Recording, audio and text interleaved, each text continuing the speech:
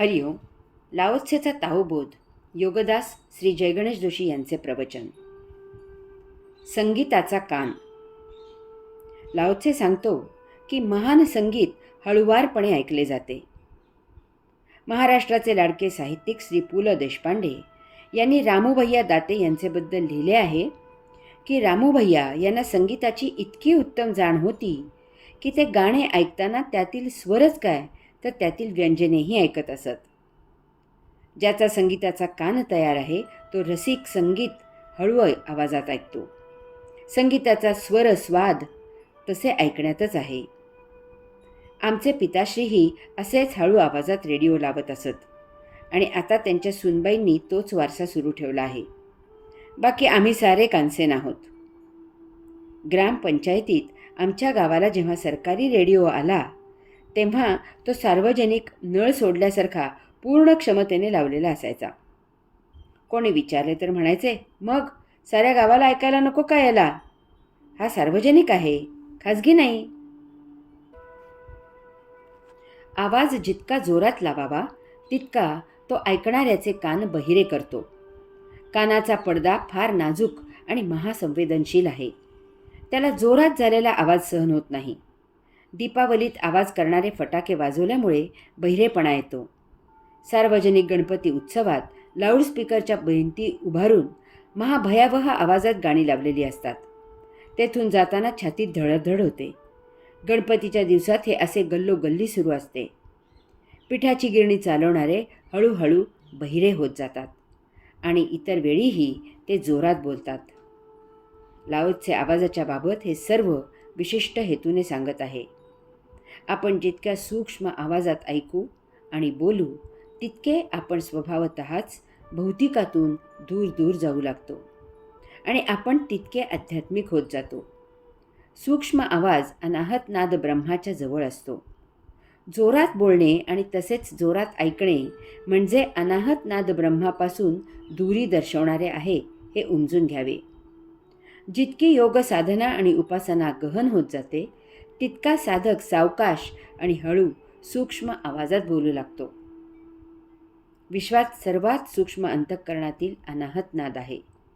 तो ऐकायला आला की आपण अध्यात्मात प्रगती करत आहोत, आपली यात्रा योग्य मार्गी होत आहे याचे ते लक्षण असते. यासाठी शिबिरात मी अनेक योग साधना सुचवत असतो. उदाहरणार्थ, आपण स्वतः शिबिरात शिकवलेली एखादी ओंकार साधना करावी. त्यानंतर शांत बसावे आणि आपणच केलेला ओंकार ऐकण्याचा प्रयत्न करावा. हे साध्य व्हावे यासाठी साधनेच्या सुरुवातीच्या काळात टिकटिक करणारे घड्याळ समोर ठेवावे. त्यावर लक्ष केंद्रित करावे. यावेळी मनात विचार येत असतील तर तसे विचार न येण्या इतपत बसायची सवय करावी. काही दिवसांनी हळूहळू त्या घड्याळाच्या टिकटिक आवाजाशिवाय इतर सर्व आवाज तुमच्यासाठी गुप्त होतील. वनात जाऊन येथील पक्ष्यांचे आवाज ऐकायचा अभ्यास करावा. अमर्याद सौंदर्य. लाओत्से सांगतो की महारूपाला रूपरेषा असत नाही. पूर्वी लग्न ठरवून जमवून केली जात असत. त्यावेळी मुलाकडील बाजूचा वरचष्मा असायचा. आता हळूहळू यात सकारात्मक बदल होत आहे आणि तो कालमानानुसार योग्यही आहे. तर त्यावेळी मुलीचे वडील पत्रिका फोटो द्यायला मुलाकडे आले की त्यांना मुलगी दिसायला कशी आहे असा प्रश्न विचारला जायचा. त्यावेळी मुलीचे वडील बिनधास्त जोरात सांगत असत, नाकी डोळी नीट आहे आणि 10च काय तर 4 जणीत उठून दिसेल अशी नक्षत्रासारखी सुरेख आहे मुलगी.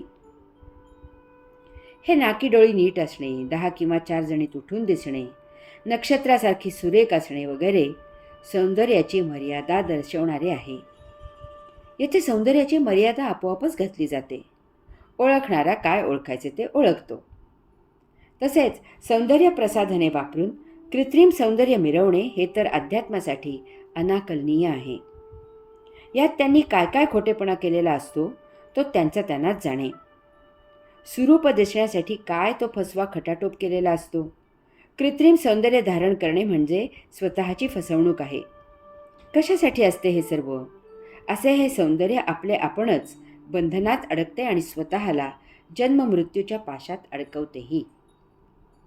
बरे, हे सर्व खोटे करून घरी आल्यावर ते सौंदर्य टिकत नाही. पुन्हा जैसे थे परिस्थिती असते. बेगडी सौंदर्य धारण करून नकली समाधान मिळवल्याने अस्सल दिसणे काही लपत नाही. वास्तवात त्या बेगडी सौंदर्याचा साज उतरवल्यावर जे सत्य रूप दिसते ते स्वतःलाच पाहवत नसावे. वीग लावून टक्कल झाकणारा एखाद्या गाफील दिवशी अचानक त्याच्या घरी गेल्यावर त्या टकलाचे दर्शन देतो तेव्हा त्याचे हास्य होते. भडक रंगरंगोटी आणि कृत्रिम उपकरणांनी मढवलेले ते बेगडी रूप भेसूर दिसते आणि त्या पार्श्वभूमीवर सत्य रूप आणखी भेसूर दिसते. जन्मतःच मिळालेले नैसर्गिक सौंदर्य हेच आपले सत्य रूप असते. तेच आपले गतसंचित संपवण्यासाठी योग्य असते. तेच आपले प्रारब्ध असते.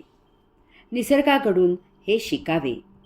निसर्ग जसा आहे तसा तो आहे आणि त्यातच त्याचे विलोभनीय सौंदर्य लपलेले असते. अशा सौंदर्याला मर्यादा नसते. लिपस्टिक पुसली जाईल म्हणून खाता पिताना जपावे लागते आणि कृत्रिम केस खाली कोसळतील म्हणून मान वळवताना दडपण येते. निसर्ग कसा नैसर्गिकपणे तुफान उधळत असतो. मुळातच नैसर्गिक परिस्थिती स्वीकारून एकत्र आले की नंतरचे आयुष्य कसे छान मजेत आनंदात जाते. यालाच महारूप असे म्हणतात. नाहीतर गोरी गोमटी आणि कपाळ करंटेपणा काय कामाचा. त्याने फक्त अहंकार जोपासला जातो. त्यामुळे गैरसमज आणि कलह या पलीकडे हाती काही लागत नाही. आत्मपरब्रह्म सर्वत्र अमर्याद पसरत असते. तसेच आपण नैसर्गिकपणे फुलत असावे. तेच कैवल्य आहे. हरि ओम.